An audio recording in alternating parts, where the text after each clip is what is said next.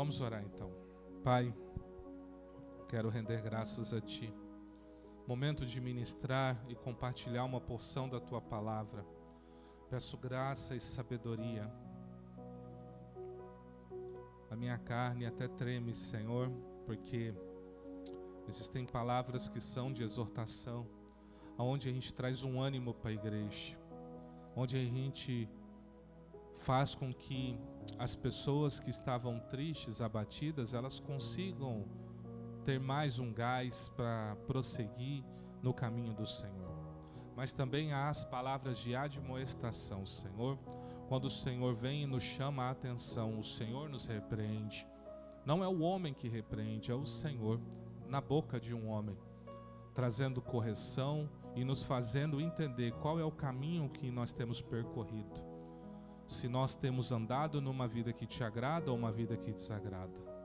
Por isso, Senhor, ministra sobre nós, fala conosco, nos abre o entendimento, que a luz da revelação da Tua palavra possa estar nos nossos olhos espirituais e naturais, para compreendermos a revelação por detrás da letra.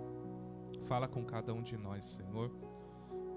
Minha boca, a minha vida, tudo que eu tenho e tudo que eu sou é Teu. O Senhor me comprou com o preço do sangue de Jesus. Eu não tenho nada de mim mesmo. Por isso, usa-me para a glória e louvor do Teu nome. Amém. Mateus, capítulo 24. A partir do versículo 1. Mateus 24, a partir do versículo 1.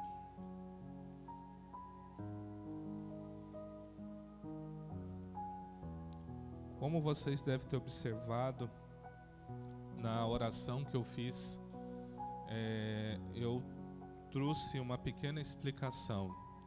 Há algo que é ensinado erroneamente na igreja sobre duas palavras, né? Existe uma palavra chamada exortação. A exortação, ela é considerada inclusive um dom ministerial. Existem pessoas que foram chamados para serem exortadores. Eu sei que você não vai ver essa unção na igreja. Você não vai ver, você só vê os 5. Você não vai ver, mas se a gente fosse ungir, teria quase 21 unções para fazer, pelo menos. E o exortador é alguém chamado por Deus, porque não é qualquer pessoa que tem a habilidade de exortar. A gente pensa que o exortador é aquele que vem e puxa a orelha da igreja. E não é. O exortador, ele é aquele que vem e traz um ânimo, porque é muito fácil para mim e para você desanimar. Ou eu posso ter vindo aqui, vou dar um exemplo simples, você pode ter entrado todo alegre, talvez você não viu a sua foto, a foto de alguém, você já desanimou. Já está até orando para sair da igreja. É uma coisa simples. Aí o exortador vem, traz uma palavra de ânimo e você fala, não, isso é pouco. Eu vou conversar com o bispo no final, eu peço, ele produz a foto e compra o quadrinho e me dá no outro dia. Vou fazer isso com a maior alegria. Vou pedir perdão por ter esquecido e vou fazer com a maior alegria. Agora, o admoestador é o que acontece em algumas coisas na igreja. Que é o quê? É aquele que vem para brigar com você. Ele não está aqui para fazer amizade com ninguém. Ele está aqui para puxar a sua orelha. E se você quiser fazer dele um inimigo, faça. Mas ele entregou uma mensagem. Então, o admoestador, ele carrega algo muito pesado. Porque provavelmente muitas pessoas vão odiar ele. O admoestador, normalmente, quando ele sobe, você sabe, quer ver que ele vai puxar minha orelha? E ele sobe e começa a falar e começa a brigar com você. E você fala, ai, não aguento mais apanhar. Aí às vezes você pergunta, quem que vai pregar hoje? É fulano e tal? Eu falo, nem vou, porque eu já sei o que vai acontecer. Eu vou usar ele para puxar minha orelha. Já o exortador não. O exortador é aquele que fala, levanta, falta pouco, não desista. Falta isso aqui para você vencer. O admoestador vai ser assim, ó, cria vergonha na sua cara, para de desistir, sai de cima do muro. O admoestador vai por esse caminho, o exortador vai por um outro caminho. E os dois são necessários na igreja. Os dois são necessários, tá? Então, talvez hoje eu seja um pouco de cada um. Tá bom? Vamos ler então Mateus capítulo 24, a partir do versículo 1, diz assim: E Jesus, saindo, partiu do templo e aproximaram-se dele os seus discípulos para lhe mostrarem os edifícios do templo. Mas Jesus lhes disse: Não vede todas essas coisas? Na verdade, eu vos digo que não ficará aqui uma pedra sobre a outra que não seja derrubada. E estando ele assentado no Monte das Oliveiras, chegaram-se a ele os seus discípulos em particular, dizendo: Dize-nos quando serão essas coisas, qual será o sinal da tua vinda e do fim do mundo? E Jesus respondendo disse-lhes: Fiquem atentos para que nenhum homem vos engane, porque muitos virão em meu nome dizendo: Eu sou o Cristo, enganarão a muitos. E ouvireis de guerras e rumores de guerras. Olhai para que não vos perturbeis, pois todas essas coisas devem acontecer, mas ainda não é o fim. Pois se levantará nação contra nação e reino contra reino, e haverá fomes e pestes e terremotos em vários lugares. Todos estes são o princípio das dores. E então vos hão de entregar para serdes atormentados, e vos matarão. E sereis odiados de todas as nações por causa do meu nome. E então muitos se ofenderão e trairão uns aos outros, e uns aos outros se odiarão. E surgirão muitos falsos profetas e enganarão a muitos. E por se multiplicar a iniquidade, o amor de muitos esfriará. Mas aquele que suportar até o fim, esse será salvo. E este evangelho do reino será pregado em todo o mundo como testemunho para todas as nações. E então virá o fim. Veja só, o Senhor Jesus estava passeando ali no templo junto com os apóstolos. Eles estavam passeando. E os apóstolos estavam mostrando para o Senhor Jesus o templo e falando: olha esse templo, olha que coisa linda, olha que obra de Deus isso aqui. Aí o Senhor Jesus olha e fala assim: eu tenho uma coisa para dizer para vocês. Tudo isso aqui que vocês estão vendo vai ser destruído. Tudo. Não vai ficar pedra sobre pedra. Então você imagina, você está mostrando para alguém uma grande construção, uma obra muito bonita. E essa pessoa fala: olha, vou dizer algo para você, Deus me mostrou que tudo isso aqui vai ser destruído. Aí você fica assim, aí vocês vão para um canto e você pergunta: como assim? E os discípulos fazem 3 perguntas para o Senhor Jesus. Para você entender Mateus 24 e 25, você tem que entender que os discípulos fizeram 3 perguntas.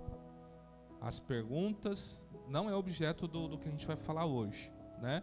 Mas lá no versículo 3 eles vão falar assim, ó: chegaram-se a ele os seus discípulos em particular dizendo: dize-nos quando serão essas coisas. Pergunta 1. Qual o sinal da tua vinda? Pergunta 2. E do fim do mundo? Pergunta 3. Eles fizeram 3 perguntas. Então agora o Senhor Jesus começa a responder as 3 perguntas. Qualquer pessoa da multidão que perguntasse isso para o Senhor Jesus, ele não responderia. Mas como foi os discípulos, ele respondeu. O Senhor, ele fazia essa divisão. Eu não sei se você sabe disso. Talvez você tenha a impressão que Cristo vinha e falava as coisas abertamente. Ele não falava as coisas abertamente. A Bíblia diz que ele falava à multidão por parábolas. Dizem que ele ensinava por parábolas para fazer compreender a mensagem do reino. Ele falava assim porque era uma linguagem simples, uma linguagem fácil. Só que não é isso. Se fosse uma linguagem simples e fácil, por que você vai ver textos que os discípulos vão no jantar, por exemplo, com o Senhor Jesus e faz a seguinte pergunta: Senhor, explica-nos essa parábola, a gente não entendeu. Que negócio é esse do semeador saiu a semear? Semente caiu entre espinhos, na beira do caminho, que conversa é essa? Vocês entendem que nem os discípulos que andavam com o Senhor Jesus entendiam o que ele falava? Por que ele falava por parábolas? Porque Deus anunciou que ensinaria os segredos do reino para todos. Só que não que esses segredos as pessoas entenderiam. Só quem vai entender os segredos do reino é quem tem aliança com ele, ou seja, quem recebeu o Espírito Santo. Jesus falou que o mundo não pode receber o Espírito Santo. Por isso que o mundo lê a Bíblia e não entende. E aí você vê um monte de gente aí fora fazendo um monte de confusão. Eu vou lembrar no começo da conversão da diaconisa Elisete, ela sempre procurou muita coisa no YouTube para aprender. Aí um dia eu sentei com ela e dei eu não sou de fazer isso, mas eu fiz com ela. Eu falei, estou te dando uma ordem. Falei bem assim, estou te dando uma ordem. Você está proibida de ver qualquer vídeo teológico no YouTube. Você vai lá no canal da igreja, lá tem uns 100 e poucos vídeos. Você vai maratonar todos os vídeos da igreja. A hora que você maratonar os vídeos, falar para mim que maratonou, eu vou te autorizar a ver os vídeos do YouTube. Ela olhou para mim e eu falei assim, por que eu estou te fazendo isso? Para você não ficar confusa. Há muita gente que não tem vida com Deus, não tem vida na igreja, está ensinando um monte de gente. Há muita gente em rebeldia com líderes e está lá com um canal do YouTube, você seguindo, curtindo e falando amém. Às vezes muitas coisas que você crê é baseado nisso. Cadê a pessoa com compromisso? Cadê o homem de Deus, a mulher de Deus que tem compromisso, tem vida com Deus? São essas pessoas que nós devemos seguir e ter amizade com elas. É o texto que está dizendo. Nós lemos aqui, cuidado com os falsos profetas. O profeta aqui não é só aquele que revela, é aquele que fala da palavra de Deus. Aqui é de um contexto geral. E aí essa pessoa vem me ensinar algo. Eu não sei se vocês viram, mas teve um vídeo que eu não consegui assistir, que é um rapaz, alguém conhece um influencer chamado Felca? Um cara 2 metros de altura, brancão, cabelo vem até aqui, ó. Ele fez algo que os crentes não teve coragem de fazer, que profeta não teve coragem de fazer. Ele se levantou contra a pedofilia. E ele falou assim, ó, vocês estão... O tema do vídeo dele acho que chama assim, acho que é como é que é? Hã? Aí, ó, tá vendo? Já tá com 20 e poucos milhões. Tem 3 dias que foi lançado o vídeo, já tá com quase 30 bilhões de views já. E o que acontece? Agora ele tá tendo que andar com segurança, carro blindado. Por quê? Porque ele começou a denunciar a Olha quem tá no YouTube, entendeu? Aí eu tô lá e puf, né? Mas eu tô nem aí, se cortar, cortou. Ele foi lá e ele foi denunciar a pedofilia. E pessoas que estão usando seus filhos para ganhar dinheiro na internet. E alguns estão usando de uma tal maneira que está sensualizando. E está alimentando uma rede de pornografia. E ele denunciou isso. O vídeo, você começa a assistir, é nojento. E uma das pessoas que ele denunciou, já até caiu o canal dessa pessoa. Aí o que acontece? Aí me surgem profetas conhecidíssimos. Profetas, tá? Eu estou colocando entre aspas, porque eu não conheço a vida dessas pessoas. Que foram para um desses denunciados profetizar bênção e paz para essa pessoa. Entenda, ele vive de explorar crianças, adolescentes na sensualidade. É isso que é a vida dele. E ele chega, vai na igreja e recebe ainda uma palavra: Deus é contigo, continua nessa tua força. Ele ganha dinheiro com o quê?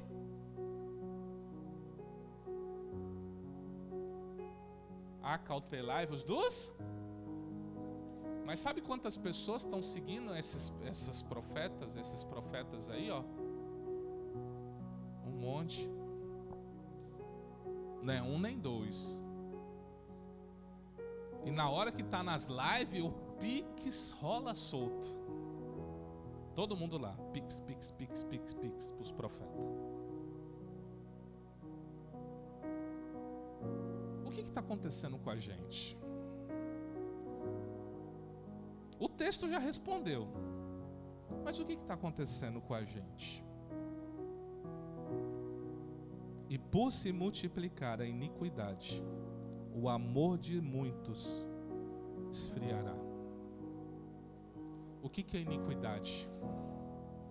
Iniquidade, ela tem várias vertentes, mas a iniquidade é quando eu faço algo extremamente consciente, quando a minha maldade é muito grande. Eu não luto contra este mal que há em mim. A Bíblia diz que há um poder que opera em mim, e Cristo veio para me libertar desse poder, que é o poder do pecado. Enquanto esse corpo não for glorificado, a gente vai lutar com isso diariamente. Diariamente você vai ter problema, diariamente você vai lutar contra mau pensamento, você vai lutar contra coisas sensuais, você vai lutar às vezes com muitas coisas, por causa da inclinação da sua carne. É uma luta diária, é por isso que a Bíblia diz que a gente tem que mortificar. Como você mortifica? Cortando. As redes sociais estão te levando ao pecado, corta a rede social. Você tem um amigo que está te levando ao pecado, corta esse amigo. A Bíblia diz que nós temos o quê? Que crucificar a nossa carne, as nossas paixões. Mas nós não fazemos assim. A gente se entrega. Por que você está aqui? Qual o motivo de você estar aqui? Você está aqui porque é um lugar legal? Eu estou aqui por causa de Jesus. Eu te pergunto, será mesmo? Porque muitos dos que vieram até Jesus, ele falava de uma tal forma que as pessoas se escandalizavam. Olha as conversas do Senhor Jesus. Quem não comer da minha carne e não beber do meu sangue, não tem vida em si mesmo. Aí um olhou para o outro e falou assim: é canibalista esse homem. Ele quer que a gente coma o corpo dele e beba o sangue dele agora. Esse era os assuntos do Senhor. Comer a carne e beber o sangue. Participantes de uma aliança, mortificando a nós todos os dias. Todos os dias entendendo que somos falhos, somos pecadores e necessitamos do favor e da graça de Deus. Olha para a sua vida, eu quero que você faça uma reflexão agora. Você acredita que você está realmente fazendo a vontade de Deus?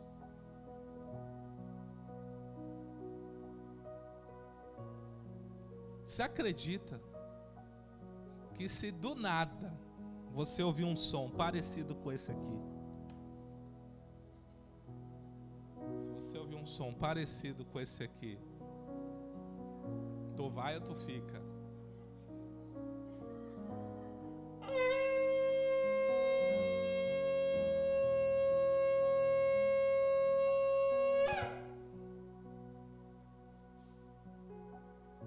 E aí? Ou na hora que o som estiver tocando, alguém do teu lado vai estar assim, ó, está tocando, e você tocando o quê? E você está ouvindo o tchum-tchá do vizinho lá, e você fala, o que está tocando? Isso aí?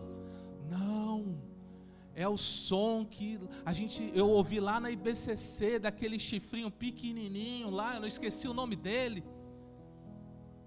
Chofar. Desse chofazinho pequenininho lá, eu estou ouvindo isso, igualzinho ele toca lá na igreja. Aí você fala assim, mas eu não estou ouvindo nada. Aí você fala assim, como que é? De repente, puf, eita nós.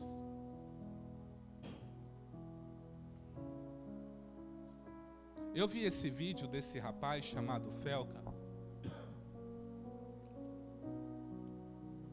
Uma pessoa tinha me alertado, falou, você não vai conseguir ver esse vídeo. E de fato, eu não consegui ver o vídeo. Eu falei, não dá. O que acontece no mundo é muito terrível. E Deus já me libertou disso. Quando eu era envolvido com a pornografia, eu amava isso. Mas Deus me libertou disso, então eu não consigo mais. É nojento. Você vê crianças de 12, 13 anos agindo como se fossem adultos perversos. Já estão sendo ensinados a ser perversos desde pequenininho. Para aparecer no YouTube, ainda dá dinheiro para um cara que vai para a igreja e recebe que ele é um abençoado. Mal sabe ele, como Jesus falou, isso saiu da boca de nosso Senhor Jesus Cristo, que quando alguém fizer um pequenininho se desviar, melhor lhe seria amarrar uma corda no seu pescoço e lançá-lo com uma pedra no fundo do mar. É melhor que essa pessoa nem tivesse nascido. Só para vocês entenderem o que espera um cara como esse se ele não se arrepender. E aí essa noite eu sonho com esse Felca. Eu sonhei que ele veio na igreja. Não era aqui, era um outro lugar. E aí ele chegou participando do culto. Eu lembro que eu estava no celular convidando o pessoal para ir no culto. Aí bem na hora que eu estava escrevendo, venha, o Felca vai estar aqui. De repente eu parei, eu falei, por que eu estou falando Felca? As pessoas não têm que vir por causa do Felca, as pessoas têm que vir por causa de Jesus. Aí eu nem escrevi o texto. Aí ele começou a falar com a igreja e do nada a igreja começou a encher. Um monte de gente, alguns conhecidos, outros não, começou a encher. Tudo vieram para ver ele. E aí do nada ele sai, aí eu assumo e eu começo a repreender a igreja. Falando que como alguém como ele, repreende, se levanta como uma voz profética neste mundo e a gente está calado. Aí nisso tinha 10 pessoas. A igreja, ó. As pessoas, ó. E quem que me aparece para estar junto ali com a gente na oração? O Felca. Com essas 10. Devia ter umas 100 pessoas. Foi embora, 90. Ficou os 10 junto com esse rapaz. Ele não é crente e ele não é referência. Sim, ele se levantou como alguém, ele se levantou como um ato de justiça para puxar a orelha do mundo e dos crentes, porque os crentes estão achando normal. Às vezes os nossos filhos estão vendo esses vídeos e a gente está faz as dancinhas, grava, publica. Ai que lindinho, é criança, deixa fazer. Aí quando o filho entra nas drogas com 15, 16 anos, o que você vai fazer? Ora por mim? Vai resolver orar? Foi você que entregou na boca dos lobos. Você entende? Você tem que entender que nós somos, creio eu, a igreja da última geração. Eu creio que não falta muito para o nosso Senhor voltar. Muitas coisas que foi faladas estão acontecendo. E as conjecturas globais estão vindo. Muitos terremotos, a gente está vendo tsunami, a gente está vendo terremoto. Coisas que a gente não ouvia, está acontecendo. Nós vivemos uma pandemia, não tem nem 3, 4 anos. Coisas que a gente nunca imaginava que fosse viver, a gente viveu. As coisas estão assim, ó, muito rápido, muito rápido. Daqui uns dias os bebês vão nascer falando.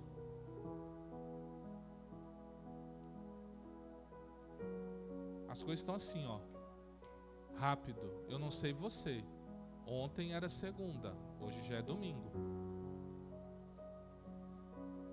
Você tem reparado o tempo passar? Vocês estão vendo que algo está acontecendo? Existe algo acontecendo. E aí eu te pergunto, tem um mover espiritual acontecendo, tem guerras espalhadas em vários lugares. Até o que a gente nem imaginava que ia acontecer, está acontecendo. Até os Estados Unidos está começando a se meter no Brasil. Coisa que eu não imaginei em 20 anos. Se metia daquele jeito, né? Em off, quietinho. Agora é abertamente. Ameaçando presidente, ministro do Supremo. Daqui uns dias eles chegam aí com seus portas-aviões, vai fazer o quê? Eles vão vir com suas metralhadoras, com as suas bazucas, nós vai sair com as nossas peixeiras? O que a gente vai fazer? Aí a gente nem percebeu. China está comprando todo o Brasil. Eu viajo no interior do Mato Grosso e você vê muitos lugares aí da soja com escritas chinesas. Muitas terras aqui já são dos chineses. Muitas empresas aqui são dos chineses. Tem o camelódromo, né? Que é o da parte ali do Paraguai. E tem o quê? O Shopping China. Você entende que assim, tudo está convergindo para o tempo bíblico se manifestar dos últimos dias? Eu te pergunto, você está preparado? Você está preparada? Você acha que vai ser simples assim? Não, eu vou na igreja domingo e vai dar tudo certo. Não há renúncia, não há busca, não há compromisso. A gente não se compromete com o nosso trabalho, a gente não se compromete com a nossa casa, a gente não se compromete nem com a casa de oração. O que a gente vai ter para apresentar para Deus? Você vai chegar para Deus e dizer assim, antigamente, é porque eu tenho aí, sei lá, uns quase 30 anos de crente, antigamente você falava que ia ganhar uma coroa, uma pedrinha na coroa por alma que você ganhava. Hoje as pessoas vão falar o seguinte, não, eu tenho minhas pedrinhas, eu abro a porta ali da igreja, eu varro o chão, eu jogo água ali na frente.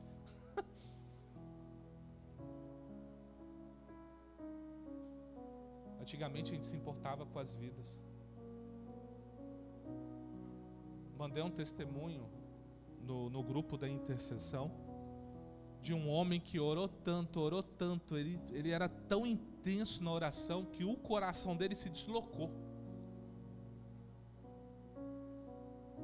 Ele não se importava se ele ia pregar ou não. Quando subia alguém para pregar, ele ia para um cantinho e ele orava, porque ele queria que Deus usasse aquela pessoa e que as almas fossem ganhas. Não precisava ser ele pregando, bastava que houvesse conversão. Hoje a gente tem dificuldade até para trazer pessoas para a igreja. Os crentes não querem vir nos cultos. Imagina o povo do mundo. Eles olham para você e falam, tu não vai na igreja, quer que eu vou na tua igreja? Eu já falei isso aqui várias vezes. O mundo não lê Bíblia. O mundo lê você que lê a Bíblia. Ele olha para você, das duas uma. Ou essa pessoa vai dizer, o dia que eu for crente, eu vou ser igual o fulano. Ou ele vai dizer, o dia que eu for crente, eu não quero ser nem um pouco parecido com o Beltrano.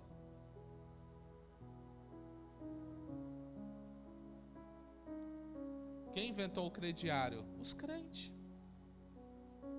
Nós chegava antigamente num mercado como esse, eu podia comprar R$1.000 que ele vendia, que ele sabia que eu ia pagar. Vai hoje no mercado, ele já acende, quando você entra na fila, ele já até acende a placa, não vendo fiado. Ele falou, crente detectado, vai me dar tombo. Nós não ligamos mais. E sabe por que a gente não liga? Porque nós perdemos algo. Nós perdemos o temor de Deus. Nós não ligamos se o nome de Deus vai ser glorificado ou blasfemado.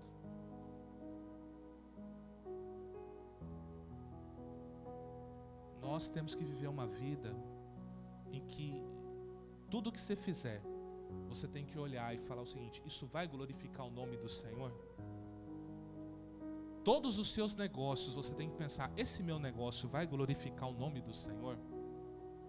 Até as suas amizades, você tem que falar, essa minha amizade, ela glorifica o nome do Senhor?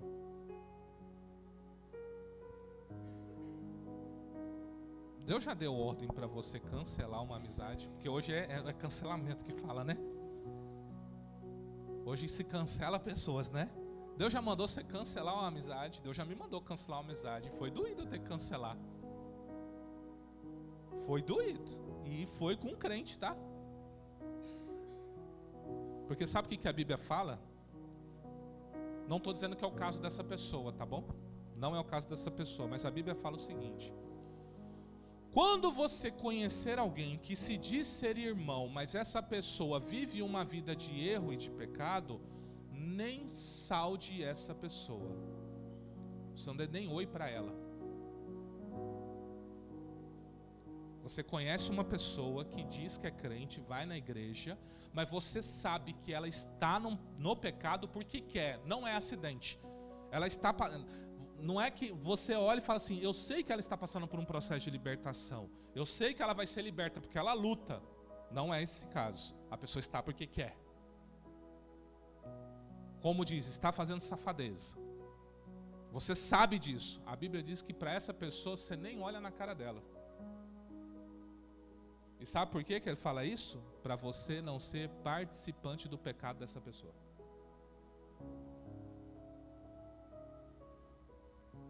Você entende que o nível de santidade que Deus requer é muito elevado? Ele sabia que você não ia dar conta disso. Por isso que Ele deu o Espírito Santo para habitar dentro de você. Porque Ele sabia que você não ia dar conta sozinho. Se você tentasse, você não ia conseguir. Então Ele falou assim, eu dou o meu Espírito, porque o Espírito é santo. Então, à medida que você se relacionar com o Espírito Santo e buscar essa vida de santificação, então você vai ser santo como Ele é santo. O caráter do Espírito Santo começa a ser transmitido para você. Você talvez tenha estudado isso. Se você leu um pouco de filosofia, eles ensinam que o homem é produto do meio. O que quer dizer isso? Nós somos resultado do lugar que a gente frequenta. Se você começar a conviver com cuiabano raiz, daqui a pouco, até a sua forma de falar muda. Você vai falar, mas o que é esse? Vou ter, que saudade da mamãe. Você só anda com cuiabano. Se você andar com um gaúcho, você vai falar, mas bate? Eu falo, mas você é gaúcho? Não, eu sou cuiabano, mas eu só ando no meio de gaúcho. Você entende? Nós somos influenciados. E a pergunta é, se nós somos resultado do meio que nós convivemos, por que a gente não consegue demonstrar o caráter de Deus nessa terra? Olha o que Tiago vai falar lá no capítulo 4. Vamos abrir lá Tiago, capítulo 4.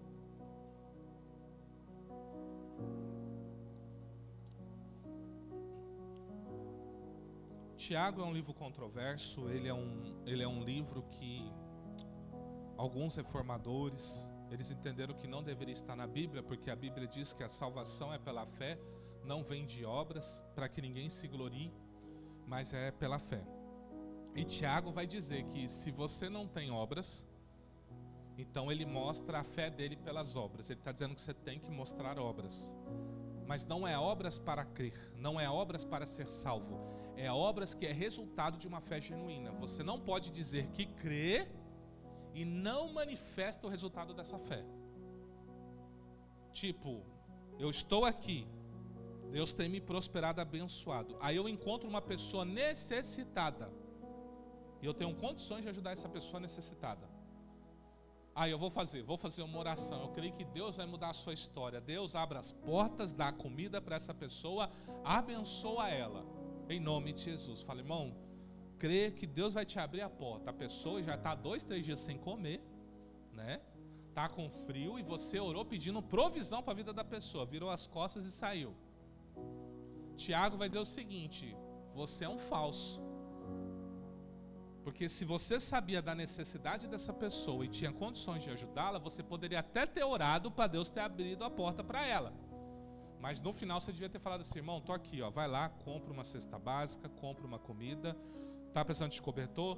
Tô aqui, vai lá, compra um cobertor para você. Porque eu creio que eu sou resposta de Deus para sua vida. Entendeu? É isso que Tiago defende. É muito fácil orar. Se eu posso ajudar, eu devo ajudar. Se eu não posso ajudar, eu só oro. Mas se eu posso ajudar, eu oro e ajudo. Tiago capítulo 4, olha só. De onde vêm as guerras e pelejas entre vós? Porventura não vem disto, a saber, dos vossos deleites que nos vossos membros guerreiam? Cobiçais e nada tendes. Matais, sois invejosos e nada podeis alcançar. Combateis e guerreais e nada tendes, porque não pedis. Pedis e não recebeis, porque pedis mal, para gastardes em vossos deleites. Adúlteros e adúlteras, não sabeis vós que a amizade do mundo é inimizade contra Deus? Portanto, qualquer que quiser ser amigo do mundo, constitui-se inimigo de Deus. Ou cuidais vós que em vão diz a Escritura, o Espírito que em nós habita tem ciúmes? Antes, ele dá maior graça.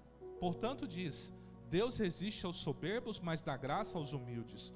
Sujeitai-vos, pois, a Deus, resisti ao diabo e ele fugirá de vós. Chegai-vos a Deus e ele se chegará a vós. Limpai as mãos, pecadores, e vós de duplo ânimo purificai os corações. Senti as vossas misérias, lamentai e chorai.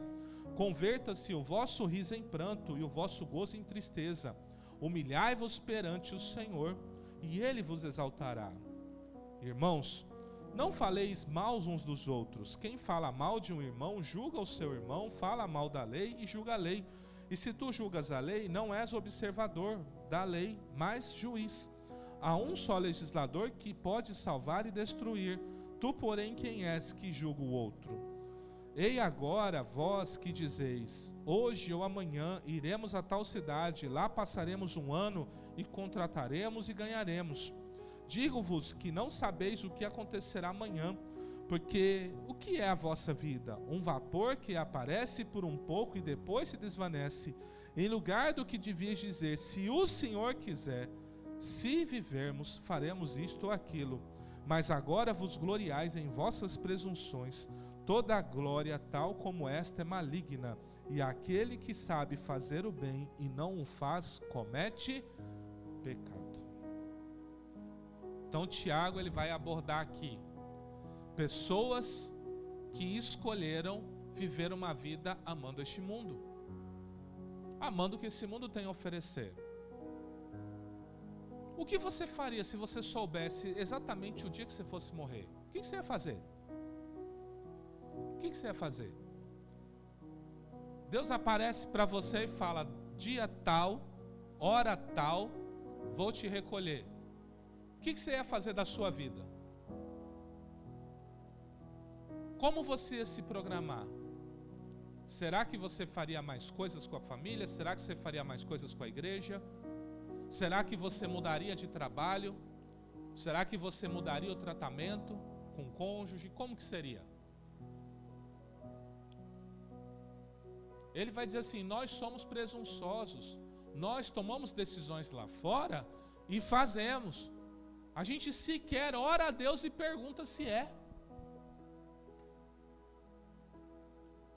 Sequer. Todas as minhas viagens a trabalho, que eu sei com 2, 3 meses de antecedência, uma das primeiras coisas que eu faço é chegar para minha esposa e falar, estão programando uma viagem para mim no mês tal, na data tal, de tal dia a tal dia. E eu começo a orar por essa viagem. Deus, se é da tua vontade que eu vou, então abra as portas, abençoa a minha ida, abençoa a minha estadia, abençoa a minha volta. Que seja uma bênção para mim, mas se não é, eu peço tira. A maioria Deus conserva. Já teve viagem lá que eu quis ir. Fui lá, com jeitinho. Ah, e essa viagem aí que vai ter? Vai fulano e cicrano. Eu falo, Deus, eu vou lá, eu vou soltar, eu vou levantar para ele cortar. Então, vou falar, que esse lugar é bom para eu ir. E não vou. Porque não é vontade de Deus que eu vá. Eu não fico ali, não, eu tenho que ir, me leva neste lugar. Por favor, eu quero ir nesse lugar. Eu não faço isso. No máximo que eu faço é, quem que vai? É fulano e cicrano. Ah, tá. O senhor vai querer que eu fique aqui fazendo os processos, né? É o máximo que eu faço. Você tem que ficar para ajudar a fazer uns processos. Ou ele de repente fala assim: não, é bom que você vá nessa viagem. Yes. Aí eu vou lá e falo: Senhor, o senhor sabe quanto eu estou desejoso nessa viagem, mas seja feita a tua vontade, não a minha. E se cancelar, que cancela. Se tiver que devolver diária, vamos devolver diária. Sabe por quê? Porque eu já vivi muito a minha vida governando ela. Já governei muito a minha vida. E por eu governar a minha vida, deu muito ruim. Deu muito ruim. Aí eu tomei uma decisão. Falei: quer saber? Deus, eu não governo mais minha vida. Me dá a esposa que o Senhor quer me dar. Me dá a quantidade de filhos que o Senhor quer me dar. Me dá o trabalho que o Senhor quer me dar. Até o carro. Eu virei e falei: Deus, eu não vou falar o carro. Eu só gostaria que fosse sedã em branco. Porque é os filhos, né? Então tem muita coisa para carregar. Deus escolheu até o carro.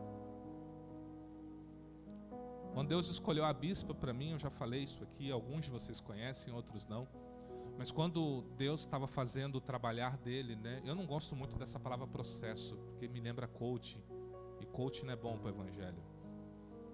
E ele é bom lá fora, para trabalho, mas para o evangelho não serve. Coaching não serve para o evangelho. E quando eu estava lá, e Deus falou: eu tenho algo para você, mas você vai ter que abrir mão do seu padrão. Porque eu tinha um padrão. Hollywood tinha implantado dentro de mim um padrão. E eu persegui esse padrão. Entenda, o padrão que eu tinha era um padrão físico e mundano. E Deus falou: abra a mão desse padrão que eu vou te dar algo para você. Eu falei: tá bom. E Deus me deu. A Bíblia diz que aquele que encontra uma esposa, ele achou o favor do Senhor.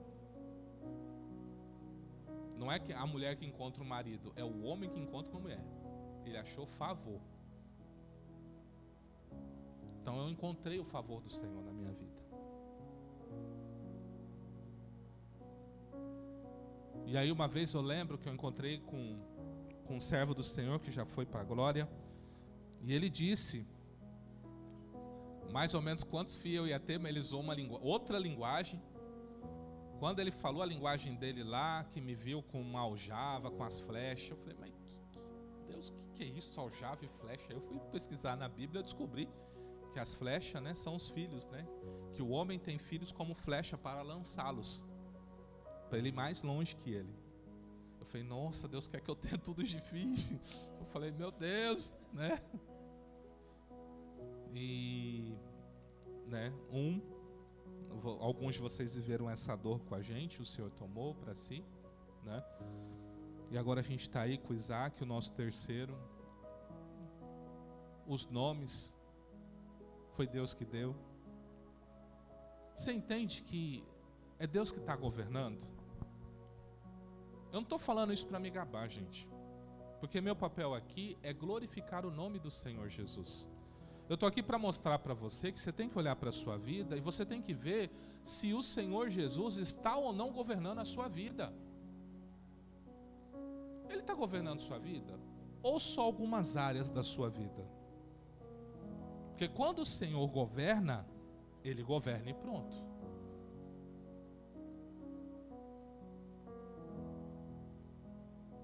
Eu e você precisamos ter esse nível de confiança.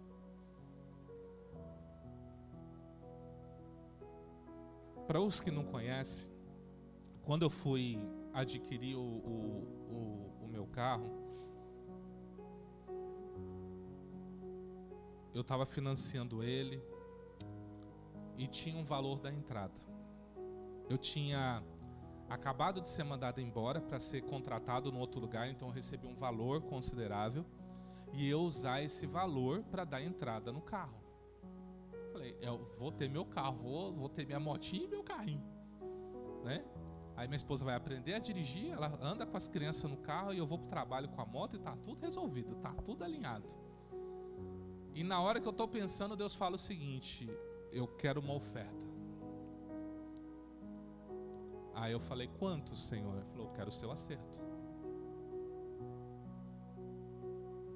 Eu cheguei na minha esposa, falei: amor, nós casamos com comunhão parcial de bens. Então, desde que tudo que eu tenho, eu construí com você. A única coisa que foi fora do casamento é a moto. Uma moto de 2 contos, nem conta. Que patrimônio é esse, né? Se fosse uma moto de 20, 30 mil, uma motinha, né? Eu falei, ela é sua também. Então, metade do que eu tenho é meu e outra metade é seu. E metade do que você tem é meu, é assim, não é? Esse é o nosso acordo, não é? Foi assim que a gente casou, não foi? Ela falou: foi. Deus requereu o acerto de oferta. Metade é seu. E você faz o que você quiser. A minha metade eu darei ao Senhor. Ela falou: não, nós somos um. A minha metade também vou dar ao Senhor. E nós dois ofertamos. E eu não sabia qual seria o valor da entrada do carro. Eu não tinha ideia do valor da entrada do carro. Quando eu ofertei, quando o rapaz me procurou, falou: você tem que dar X de entrada no carro. Quando eu vi que era o valor do acerto, eu já tinha ofertado. E mesmo que eu não tivesse, eu não ia voltar atrás. Eu cheguei e falei: amor, vamos orar. Falei: por quê? Não tenho mais o valor da entrada. Ela falou: Deus proverá. Eu falei: amém. Passou acho que uma semana depois, uma outra pessoa, quando eu estava conversando com essa pessoa, ela virou para mim e falou: eu senti de ofertar esse valor na sua vida. Eu não estava pedindo o valor, só estava contando o que estava acontecendo. Deus tocou no coração dela e ela ofertou o valor da entrada do carro. Aí você fala: por que Deus fez isso? Ele não poderia simplesmente falar: não oferta não, usa para o carro. Porque você me dá a oferta e semana que vem eu te devolvo o valor. Você vê lógica numa coisa dessa? Eu vejo, e muita. É Deus que prova a nossa fidelidade. É Deus que prova a nossa confiança. Às vezes Deus fala para você assim: ó, sai do trabalho que você está. Fala: não, se eu sair, o que eu vou fazer? E Deus está falando: eu tenho algo para você. E às vezes a gente não confia, a gente não acredita. Porque a gente está muito perdido, a gente está muito enraizado com as coisas aqui do mundo. A gente não consegue mais acreditar em Deus e nas coisas de Deus. Por que antigamente acontecia tantos milagres e hoje acontece tão pouco? Porque todos nós estamos dispersos. Qual é o compromisso que nós temos com as coisas de Deus? Quanto tempo você reserva do seu tempo para falar com Deus? Eu não sei se você sabe, mas aquele devocional que eu mando lá no grupo lá, é uma guerra aquilo ali para mim. Todo dia que eu estou gravando ele, eu olho e falo assim: Deus, vale a pena eu gravar esse negócio? Tem alguém ouvindo esse negócio? Eu olho assim e falo: tem alguém ouvindo? Porque não é possível. Porque quando eu estava fazendo no YouTube, eu falei: vou fazer no YouTube para ver se tem alguém assistindo. Aí eu mandava num grupo de 80 pessoas, 10 visualizações. Falei: não acredito. Eu deixava minha esposa, eu passava 3, 4 horas aqui gravando devocional, fazendo vídeo, subindo no YouTube para 10 assistir. Num grupo de 80. Você entende que nós somos motivados o tempo inteiro a desistir porque a gente espera resultado? Aí no dia que eu estava falando: hoje eu desisto, aí ligou uma pessoa para mim: olha, eu amo demais o seu devocional. Eu sou aqui da Mundial, mas não para de mandar esse devocional para mim não, me ensina tanto. Eu olhei e falei: ixi, por causa do irmão da Mundial não vou poder mais parar. Eu pensei comigo, né? Eu vou ter que conseguir, porque um tá ouvindo. Você entende? Eu estou falando que é a minha guerra. Imagina a sua guerra.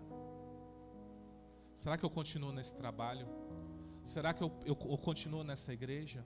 Será que eu continuo com o meu casamento? Será que vale a pena eu continuar nessa vida? Porque tem pessoas até que pensam em se matar no nosso meio. Será que eu continuo com essa vida? Será que vale a pena viver?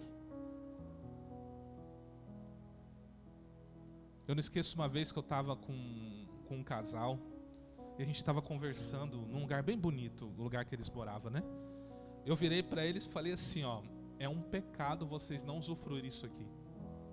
Porque eles moravam num lugar bom, um lugar maravilhoso, tinha muita coisa boa para eles, mas na correria do trabalho eles sequer desciam para pelo menos observar as coisas. E aí, porque eu e minha esposa estavam lá, eles pararam essas horas para observar. Eu falei, é um pecado, Deus deu tudo isso para vocês e vocês não usufruem. Aí eu cheguei lá, minha esposa, nós tudo usufruiu, os filhos usufruiu. Aí por causa de nós, os filhos deles usufruiu e eles usufruiriam. Eu falei, é um pecado você não usufruir.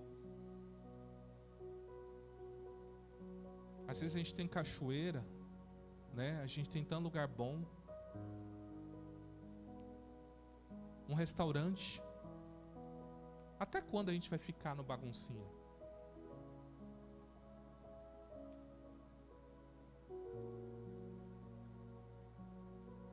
Tem que levar.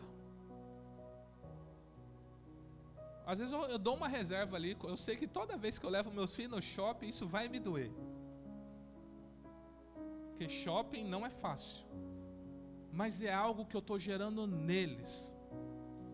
E eu estou amando mais o dinheiro do que meus filhos se divertirem, do que meus filhos terem um dia de paz e um dia em família, deles crescer se lembrando que um dia o pai e a mãe deles saiu com eles para se divertir com eles, e a hora que eles tiverem a família deles, eles lembrarem, meus pais faziam isso, eu vou fazer isso com os meus filhos.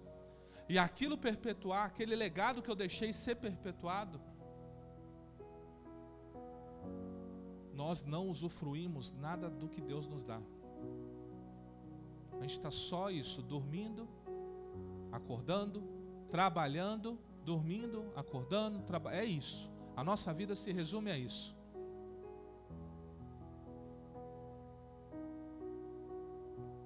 Nem orar ora. Essas orações que eu marco no início do mês, que é oração para abençoar o seu mês. Eu poderia sozinho com a minha esposa orar, pedindo, Deus abençoa meu mês e abençoa o mês do da IBC. Eu falei, não, mas eles têm que se comprometer também. Nem nessas orações vocês comparecem. Eu estou pedindo para Deus abençoar seu mês. Eu estou querendo que você ore comigo para nós juntos concordar. Sabe por quê? Porque a concordância tem um peso extraordinário. A Bíblia diz que quando dois concordam, o céu concorda. E aí você está falando, oh Deus abençoa o mês de agosto. Eu estou aqui ouvindo falando, oh Deus abençoa o mês de agosto dele. Eu concordo, eu quero que o mês de agosto dele seja abençoado. Aí o céu liga e libera um agosto abençoado. Mas você fala, eu não preciso ir na igreja, eu vou domingo. Ou eu vou 2 domingos, tá bom. A iniquidade se aumentou de uma tal maneira que a gente não ora mais, não jejua mais. A gente não está dando atenção para a nossa família. A gente não está usufruindo.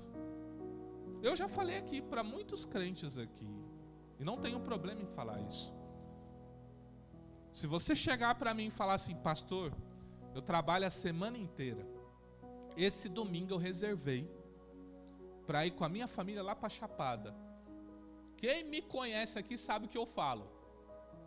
Eu nunca disse para ninguém aqui, de jeito nenhum, é culto domingo, você tem que estar aqui. Eu nunca fiz isso. O que eu falo? Vai lá, porque honrar a família é obedecer o Senhor, tanto quanto está no domingo cultuando a Ele. Você não vai para o inferno porque você deixou de um culto no domingo. Agora é ruim quando eu olho para você e vejo que tem 3, 4 cultos e você não vem. Você tem que aprender a administrar o seu tempo. Então, você tem que saber cultuar o Senhor, você tem que saber trabalhar, você tem que saber estar com a sua família, você tem que saber tudo isso. Que dia saiu, vou falar para os casados aqui, que dia saiu só você e sua esposa? Às vezes, eu saio para comprar coisa para a igreja, vou junto com a bispa, ela deve estar me assistindo lá em casa, depois ela vai falar comigo. A gente sai junto para comprar as coisas para a igreja, ela fala assim, ó, como que ela fala? Programa de casal. Eu olho bem para ela assim e falo, nós estamos comprando coisa para a igreja. Não é programação de casal. Ah, a gente tem que aproveitar. Eu falo, não. Programação de casal é programação de casal. É só nós dois. Agora chegou Isaac. Mas assim, agora que chegou Estevão, né? E Rebeca atingiu uma idade, o que a gente faz? Mãe, o que o senhor está fazendo? Né? Tô aqui, tá com saudade dos netos? Tô, vou deixar aí um pouco você. Agora não tem jeito. Dá para deixar o Estevão e a Rebeca. O Isaac não dá para ausentar dele meia hora. Esses dias eu consegui fazer ele 40 minutos ficar comigo. Mas porque dormiu no meu colo. Mas na hora que ele acordou, ele já acordou. Mãe, entendeu? E soltou a sirene dele lá. Aí ela fala, não, vai passar. Eu olhei assim e falei, amor, eu não ligo não, já sou pai de 3, eu não tenho mais esse negócio não. Já passei dessa fase já, se ele quer ficar só com a mãe, que fique só com a mãe.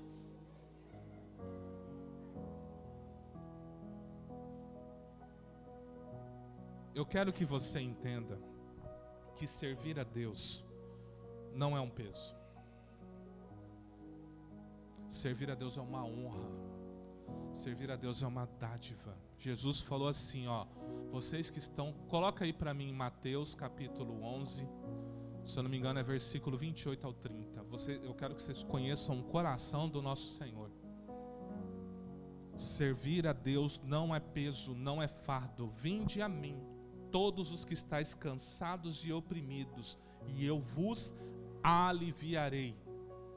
Tomai sobre vós o meu jugo e aprendei de mim, que sou manso e humilde de coração, e encontrareis descanso para a vossa alma, porque o meu jugo é suave e o meu fardo é leve. Não há peso em servir Jesus Cristo. A diferença é que por nós servirmos a Jesus, a gente enfrenta guerras espirituais. Satanás não quer abrir mão da sua alma. Satanás quer te destruir, ele quer te roubar, ele quer te matar. Então ele vai lutar. E se ele não consegue tocar em você, ele vai tentar tocar no seu cônjuge, ele vai tentar tocar no seu filho, ele vai tentar tocar na sua mãe, no seu pai. Aí não conseguiu tocar em ninguém, ele vai tentar tocar na igreja, em alguém para te ferir, te ofender. É uma luta, mas do Senhor. É muito bom servi-lo. Servir ao Senhor de verdade, você está alinhado 100% no propósito dele, é você viver uma prosperidade inimaginável. Até com pouco, parece que você tem muito. Eu lembro quando eu casei, a gente estava morando numa kitnet, o gás lá durava 3 meses. E detalhe, a bispa cozinhava todo dia. Fazia almoço, fazia janta e ainda tem uns bolinhos, negócio lá. Eu ganhando um salário mínimo, ela ganhando um salário mínimo. Mas prosperidade. Porque prosperidade não é ter dinheiro, gente. Prosperidade não é ser rico, milionário, multimilionário. Essa não é a prosperidade que vem de Deus. A prosperidade que vem de Deus é você tem tudo o que você precisa para o momento que você está vivendo. Tudo que você faz dá certo, você é próspero. Você é próspera. Tudo que você intenta dar certo, Deus é contigo, ponto. É prosperidade. Aí você fica vendo o vizinho que comprou um carro, às vezes é um carro como ele chama aí fora Finan, que é um carro que já está com busca e apreensão, e você está lá, nossa, ó, pro vizinho que é ímpio, Deus dá um carro desse. Mal sabe você que o carro está com busca e apreensão. E às vezes a pessoa é até policial, e é por isso que ele não é parado nas barreiras. E você está invejando um carro que está com busca e apreensão. E você está com o seu carrinho em dia, tudo funcionando, te leva, te busca, você quer viajar, viaja, e tu tá aí, Satanás falando, ó, seu vizinho tem isso, você que serve a Deus não tem. Aí Deus olha e fala assim, se tu soubesse a realidade do vizinho, tu não estaria falando isso. Era o vizinho que estaria orando. Aí quando o vizinho está ali, ele fala assim, nossa, como eu queria ter a vida daquele meu vizinho ali, hein? Tem um casamento bom, anda feliz. Eu queria ter essa vida aí. Às vezes você reclamando do vizinho e o vizinho pedindo para Deus ter a vida que você tem. Como dizem, a grama do vizinho é mais verde, não é assim que o pessoal fala? E Deus nos tem chamado para uma vida com Ele. Você tem que lutar com isso, gente. Você não pode aceitar esse esfriamento. Você não pode aceitar esse esfriamento na sua vida. Não aceita. Se você orava 15 minutos, 20 minutos e agora está orando 5, fala para Deus, Deus, eu tenho que voltar para a minha meia hora. Se você lia pelo menos 2, 3 capítulos da Bíblia, hoje você vê a Bíblia só agora, aqui no domingo, você tem que lutar para voltar a ler esses 3 capítulos por dia. Porque se vier tempos de luta, você não vai estar pronto para esse período. Você não vai estar firme em Deus o suficiente. Lembra aquela passagem que o Senhor fala assim, ó, eu comparo o homem que ouve as minhas palavras e obedece àquele que edificou a casa na rocha? Então quando você ouve, quando você medita na palavra de Deus e obedece ela, então você vai se edificando em Deus. Mas quando você negligencia isso, é como se você colocasse num terreno sem firmeza. Quando vier a luta, você não vai aguentar. Quando vier a afronta, quando começar a vir as calúnias, as difamações, a primeira coisa que você vai fazer é sair da igreja.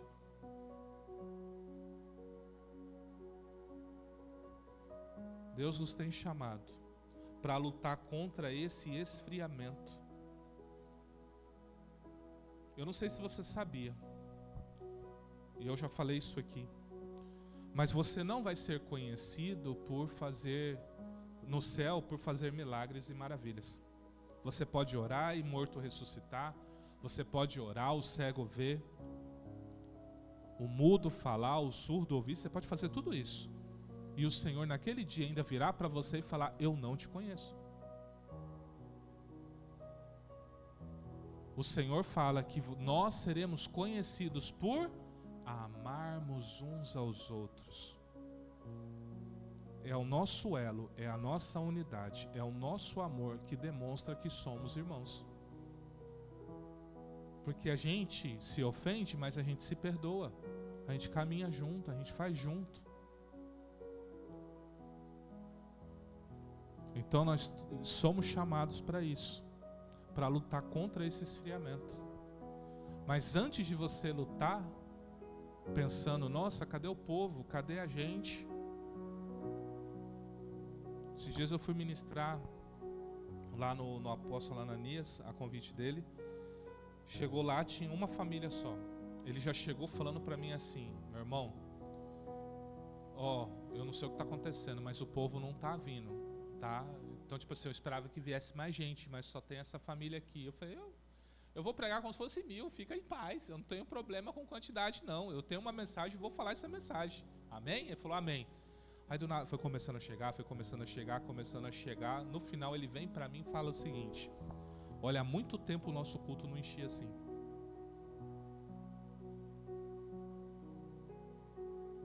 Porque nós temos que lutar contra isso. Nós temos que lutar. Quando Deus nos dá um objetivo e tudo conspira contra esse objetivo e você está se entregando, não está indo nesse objetivo, então você tem que lutar. Deus está te chamando para oração, ore. Deus está falando, ora na madrugada. Eu sei que é difícil, acorda na madrugada e ora. Deus está chamando para fazer algumas coisas na igreja, nos procure para a gente conversar. Deus está chamando você para entrar na recepção. Olha lá, agora a recepção toda uniformizadinha, azul e BCC.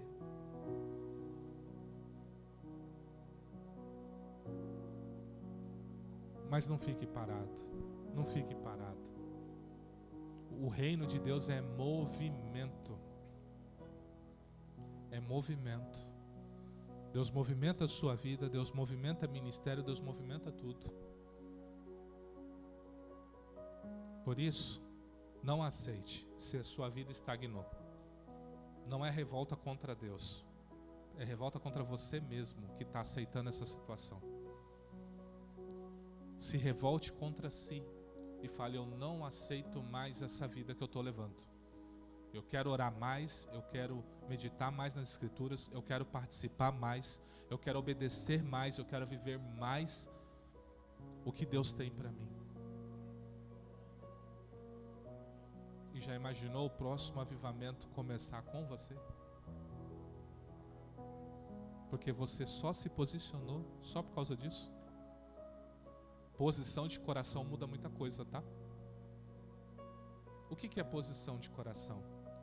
É Deus olhar para você e saber que corpo, alma e espírito está alinhado num propósito. Fazer a vontade de Deus. Você vai lutar com tudo para fazer a vontade de Deus. Você vai buscar tudo que for necessário para viver a vontade de Deus na sua vida. E às vezes você tentou e não conseguiu. Estamos aqui para ajudar você em oração. Um dos meus papéis é esse, ajudar você. Primeiro em oração e depois a gente vê outras coisas. Mas pelo menos em oração. Mas se eu olho para você e vejo que está tudo bem, e eu pergunto, está tudo bem? Você me responde, está tudo bem. Então na hora de eu orar, vou falar, Deus, apresento fulano e diz que está tudo bem. Abençoa. Mas quando chega alguém para mim e fala, olha, eu estou com essa dificuldade, com esse problema, então a intensidade é outra. O mergulho é outro, é diferente. Por que tem pessoas que quando é usado na cura, Deus dá a dor para a pessoa que ministra a cura? Para ter compaixão. Você já viu alguém ser usado assim? Tem alguém aqui que está com uma dor bem aqui desse lado da cabeça? Você já viu Deus usar alguém assim? Por quê? Porque a pessoa que está ministrando, ela está sentindo a dor na cabeça dela daquele lado. Aí quando vem a pessoa por causa da dor, ela ora tipo assim, tem que passar essa dor porque eu não estou suportando essa dor. Então ela sente compaixão. Então Deus faz ele sentir a dor do próximo para ele orar com mais intensidade e ver um milagre. Porque se eu não sinto a dor do próximo, como eu me compadeço? Se eu não sei o que você está passando, como eu me compadeço? Está tudo bem? Por isso que Deus nos deu essa família de filhos. Não falo da IBCC, eu falo da igreja. Onde nós temos irmãos em vários lugares, né? Batista, assembleano, presbiteriano, né? A gente tem irmãos em vários lugares. Para uns ajudar ao outro. Orar uns pelos outros. E nos edificar uns aos outros. Por isso, eu deixo essa reflexão para você essa noite. Lute contra todo esfriamento que está ocorrendo na sua vida. Porque eu tenho orado muito, muito mesmo, sobre o que está acontecendo, principalmente aqui na IBCC. O esfriamento que eu tenho notado.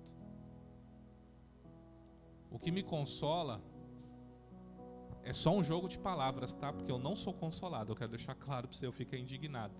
Mas o que me consola é que a maioria das igrejas está assim. Ah, mas tem igreja aí que está lotado.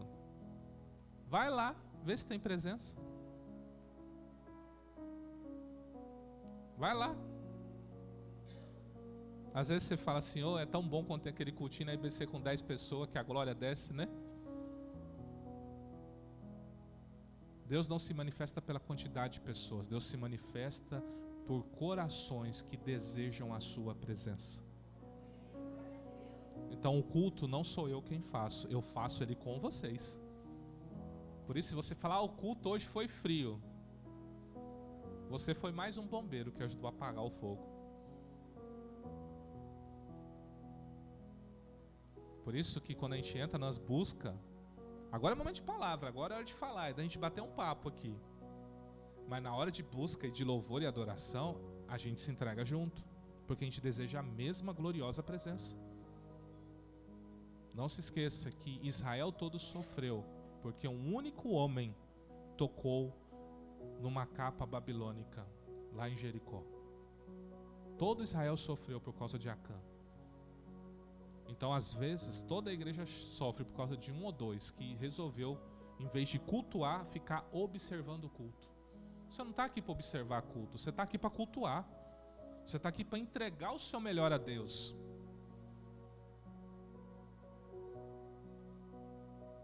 Por isso, eu desafio vocês nos próximos cultos a vir com um coração mais disposto, uma vontade mais disposta,